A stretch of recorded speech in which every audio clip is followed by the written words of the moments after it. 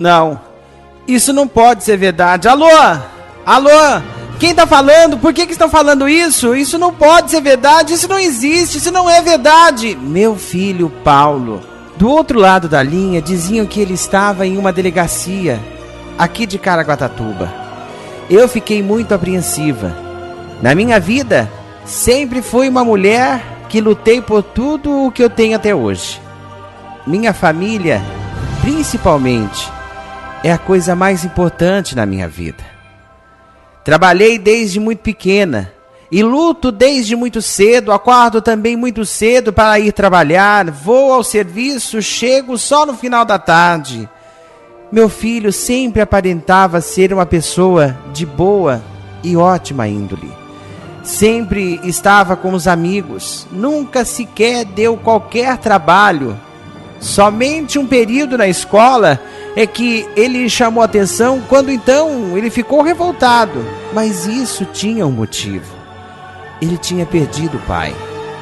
Ele não se conformava. O pai morreu num acidente de carro. Na época, eu sofri demais e sofria mais ainda de ver meu filho Paulo César sofrendo. Aquilo mexeu com a cabeça dele, que tinha somente 7 anos de idade. Na escola, ele começou a ficar agressivo. As professoras ligavam sempre para o meu trabalho, dizendo que era para que eu comparecesse lá, para que levasse ele num psicólogo, para que conversasse com ele mais, porque ele era uma pessoa muito explosiva e sempre estava causando aborrecimento para outros alunos e principalmente falava demais palavrões. Ele dizia que não se conformava em que o pai foi embora sem se despedir dele. Era assim que ele falava. Apesar de passarem psicólogas, de tudo, naquela época foi uma época muito sofrida para mim. Eu mais vivi em casa, na escola, do que no meu próprio trabalho. Minha patroa, a qual eu chamo hoje aqui de amiga, sempre foi, por causa que ela entendeu e compreendeu a situação. Qualquer outra pessoa, se estivesse no lugar dela, naquela época, já me mandaria embora. Eu ia 2, 3, saía no meio do trabalho, quando me ligavam, deixavam o serviço, as coisas para fazer no outro dia, tudo para prender meu filho. Mas ela compreendeu. O tempo passou e Paulo César começou a melhorar. Aquilo foi assim uma coisa mais que um presente para mim. Vendo meu filho voltar a sorrir na escola, as professoras já não ligavam mais. E quando tinha conselho escolar, elas diziam que ele estava ótimo. Brincava, fazia as coisas e não tinha mais aqueles repentes de querer brigar, xingar, de também falar palavrões. Ele estava praticamente tudo normal, como uma criança normal. Já fazia 1 ano e 2 meses do ocorrido. Por isso que meu filho Paulo César, então, naquela época com 8 anos, eu fiquei muito feliz. Mas feliz demais de tudo ter dado certo. Na escola ele começou a tirar notas boas. Daí que eu digo para você. Foi só esse incidente na época em que ele perdeu o pai que aconteceu isso. Mas depois disso, na escola ele sempre foi um grande menino. Um menino de ouro. Em casa, sempre me ajudava com as tarefas que precisava ser feita. Lavava uma louça, limpava uma casa, ficava olhando, esperando eu chegar. Era sempre um garoto carinhoso. Nada eu tinha que falar de meu filho. Nada. Até que este telefonema eu recebo em minha casa. Era um sábado. Eu estava de folga e em casa eu estava numa faxina só. Nem tanto que o telefone tocou mais de 2 vezes. E na terceira vez que eu fui atender, do outro lado a pessoa dizia: é a dona Maria Nice? É a dona Nice? Sou eu. Pois não. O que eu posso ajudar? A senhora é mãe do Paulo César? Sou eu, sou a mãe do Paulo César. O que houve com ele? Ele saiu daqui de manhã dizendo que ia na casa de alguns amigos. É da delegacia. Ele deu entrada aqui com alguns outros rapazes, portando droga. Não, não pode ser. Você está brincando, isso é trote, não pode ser. Eu pensava que realmente se tratava de um trote, mas não era. Era uma voz feminina de uma mulher dizendo que era uma investigadora na delegacia de Caraguatatuba e pedindo a minha presença. Ao chegar na delegacia, eu mal pude acreditar quando vi meu filho lá sentado. Cheguei a conversar com ele. Os policiais conversaram comigo e nesta época meu filho era de menor, tinha apenas 16 anos. Eu disse para ele, em prantos, que eu jamais poderia aceitar um filho drogado em casa. Eu jamais poderia aceitar que meu filho, aquele que eu tanto amei, que eu tanto amo, que eu tanto luto para que ele seja um homem, alguém na vida, possa estar entrando nesta vida suja, sórdida, feia, este vício maldito. Eu não posso acreditar, Paulo, que você está nesta vida, Paulo. Eu não posso, mãe, eu não tenho nada a ver, mãe. Sabe o que é? Eu não tenho nada a ver. Olha, para a senhora ter uma ideia, eu estava lá com eles, mas é eles que estavam com as coisas, mas é eles que estavam com a droga. Eu não tinha nada a ver e acabei vindo junto, meu filho.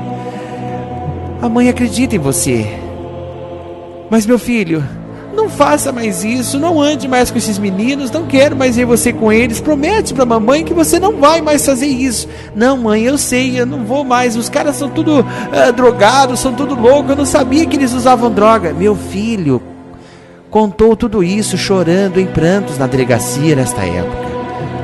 Mas eu jamais, a partir daquele momento, tive sequer um dia de descanso. Ficava sempre, a todo tempo, monitorando meu filho, pensando, imaginando com quem ele estava, com o que ele estava fazendo.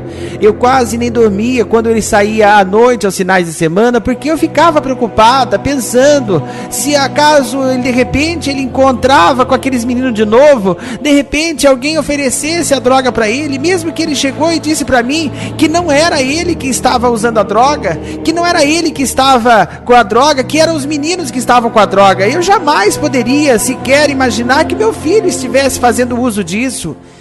E desde então, eu nunca mais tive sossego na minha vida.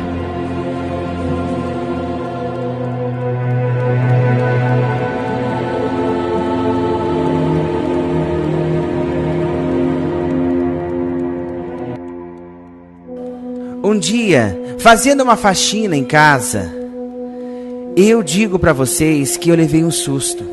Ao limpar a casa toda, a gente, como é mulher, quando a gente faz faxina, gosta de tirar tudo pra fora. Desde as roupas de cama, colocar as coisas que tem pra lavar. E neste dia, eu fiz uma verdadeira faxina, daquelas faxinas mesmo de limpar tudo.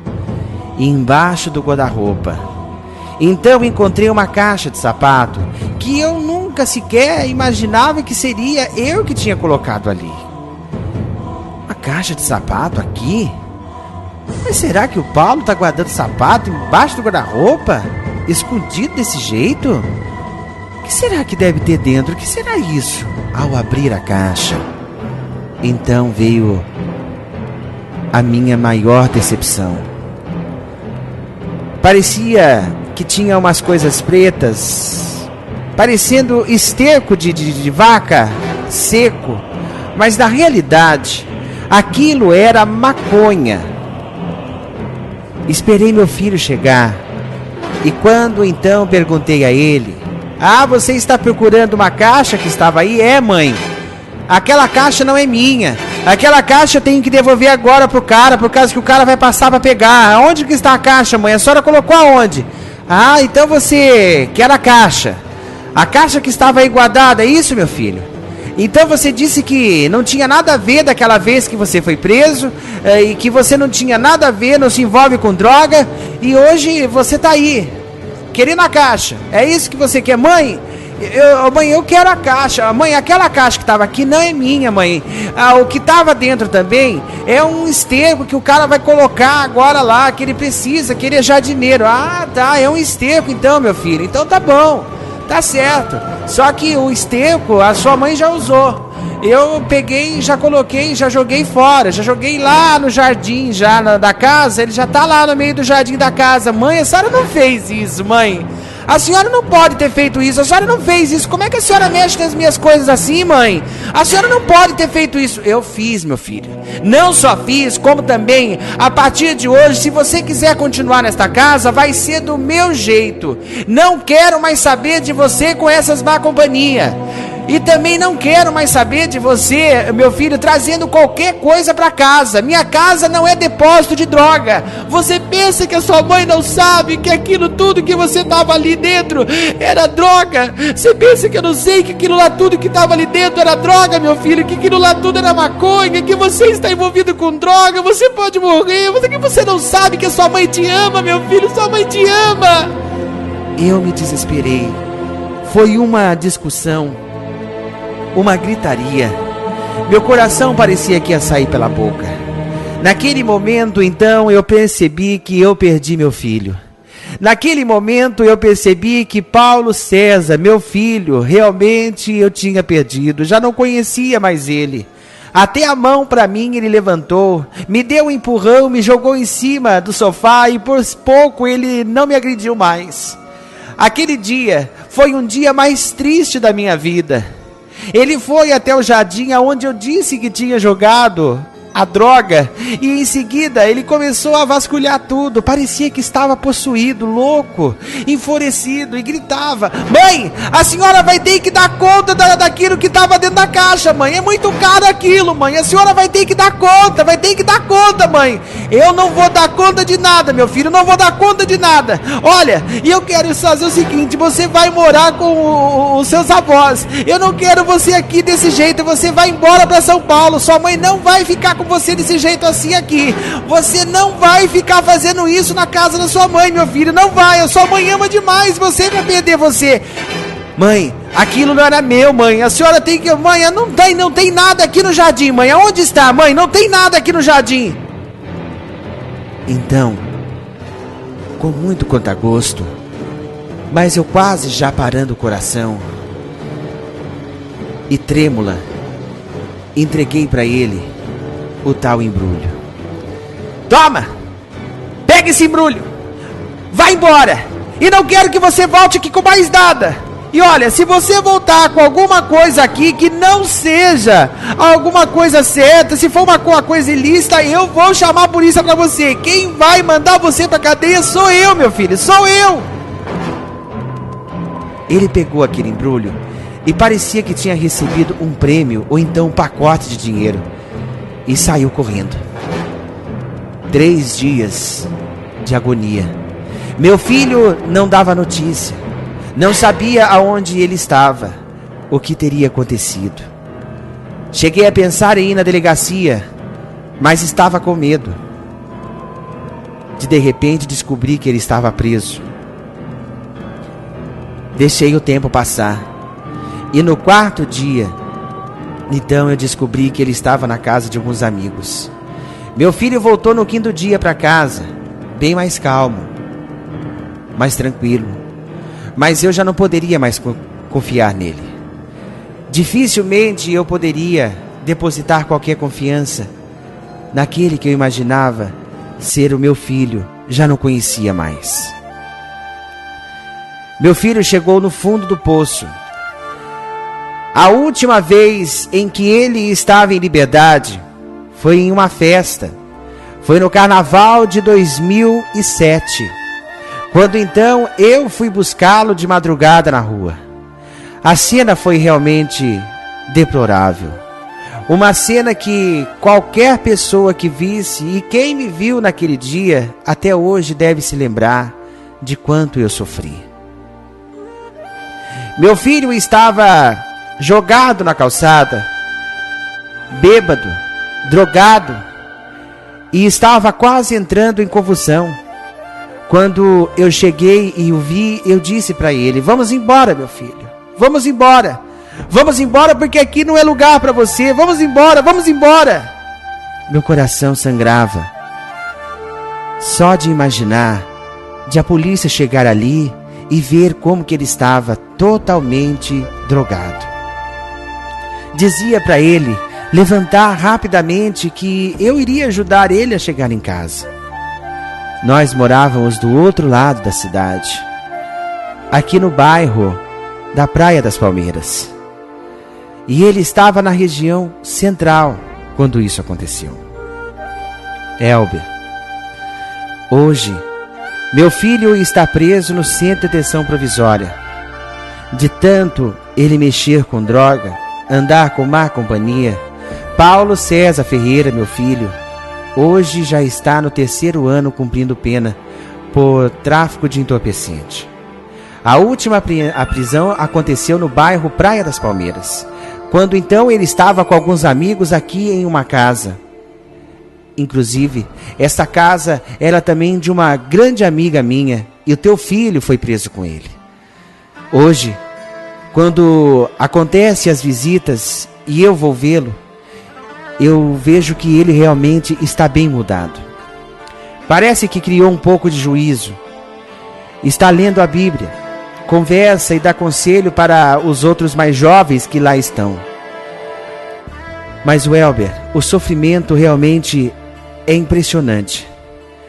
Desde o momento em que você chega, que você é revistada, as coisas que você leva, lá dentro quando você chega, vê o seu filho como eu chego, vejo ele, e ele simplesmente está magro, triste. E a gente fica triste de saber o momento em que a gente vai embora e tem que deixar o filho da gente lá. Eu sei que ele fez por merecer. Não estou tirando aqui e nem querendo dizer que meu filho é santo. Não, não é isso. Mas eu estou pedindo que pelo menos tenha uma dignidade maior para com o ser humano. Meu filho Paulo César Ferreira deve sair no final deste ano para o começo do outro. Acredito que ele nunca mais vai querer voltar para aquele lugar, porque só o tempo em que ele está lá, todas as vezes quando eu chego, ele chora. E quando eu vou embora, ele diz que não vê a hora de chegar o final de semana também, para que eu vá visitá-lo. A única coisa que consola o Elber é que todas as vezes que eu vou visitá-lo, ele lê uma parte da Bíblia para mim. Nós ficamos conversando, lembrando da época do seu pai e até mesmo do momento em que ele partiu naquele acidente trágico. Também o Elber, ele lê algumas mensagens em que eu levo para ele e algumas revistas também. É assim que ele passa o tempo. Mas o que eu digo e posso comprovar a vocês como mãe é que é muito difícil para qualquer ser humano, principalmente para a gente que é mãe, ver um filho enjaulado, ainda mais sabendo que aquele filho que a gente criou com tanto carinho e de repente desviou-se no meio do caminho. E tudo isso porque a gente acaba se culpando. Se a gente olhasse, se a gente contasse, se a gente vigiasse, eu acho que isso não iria acontecer. É a isso que eu me pergunto, Elber. Será que se eu não trabalhasse tanto, olhasse mais pelo meu filho, será que isso mudaria? Será que eu não perderia ele para o tráfico de drogas? Será que eu que fui a errada na história?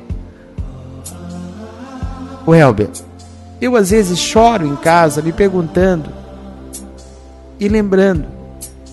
E não digo para você que não é fácil também. Eu me faço de dura, me faço de forte quando eu saio, quando eu vejo ele chorando, ele dizendo: mãe, olha, quando a senhora vier na semana que vem, traz isso para mim, traz isso para mim. Tá bom, meu filho, eu trago. E tento segurar para não chorar na frente dele. Mas quando eu saio daquelas grades intermináveis deste CDP, eu começo a chorar, a soluçar, sem parar. Parece que tudo vem à minha mente. Tudo. Desde quando eu conheci o pai dele, quando eu estava grávida dele, quando ele veio ao mundo, E tudo o que eu fui fazendo para ele, as coisas que eu praticamente não fiz para mim, para poder fazer e dar de presente para ele, e ele nem sequer aproveitou. Hoje, Elber, me olhando no espelho, parece que eu envelheci 10 anos. E a mãe que tem o seu filho nesse mundo maldito sabe o que eu estou falando. São muitos remédios, doenças que ao longo desse tempo apareceram, problemas de saúde intermináveis, depressão, medo de sair, vergonha de encontrar as pessoas. Tudo isso, Elber, tudo isso. Eu passei e ainda passo, mas eu sei que um dia meu filho vai me dar a maior felicidade que uma mãe pode ter e querer. Ele vai ser um homem de bem, vai constituir família e vai ser feliz, Elber, vai ser feliz. Meu nome é Maria Anice Ferreira, moro no bairro Praia das Palmeiras e esta é a minha história, esta é a minha vida.